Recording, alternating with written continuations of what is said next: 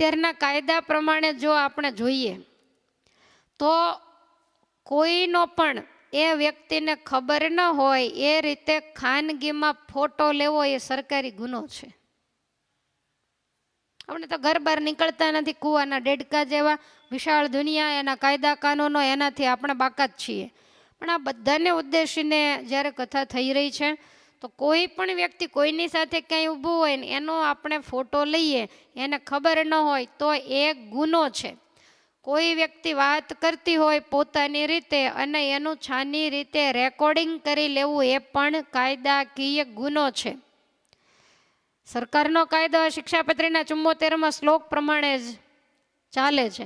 માટે ગમે ત્યારે અચાનક ગુનામાં આવી જવાય, એટલે પણ આ મર્યાદા પાળવી બહુ જરૂરી છે. ક્યારેય પણ કોઈ વ્યક્તિ વાત કરતી હોય તો ખાનગીમાં કે આડાઅવળા છુપાઈને એની વાત સાંભળવી એ પણ બહુ મોટું પાપ છે. કોઈની ખાનગી ડાયરી પડી હોય અને એને જોઈ લેવી અને એને વાંચી લેવી એ પણ મોટું પાપ છે. આ વિશેષ વિવેક બતાવું છું, મહારાજે બતાવ્યા એના સિવાયના.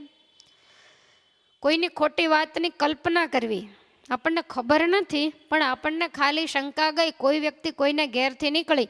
હવે કોઈના ઘેર કોઈ વ્યક્તિ ગઈ એની પાછળ એક જ કારણ હોય?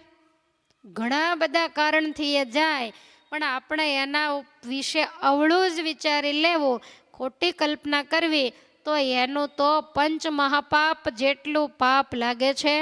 માટે જાણ્યા જોયા વિના હાથે ઘડી અને ઊભી કરેલી જે વાતો સમાજમાં ફેલાવી એ મોટામાં મોટું પાપ છે.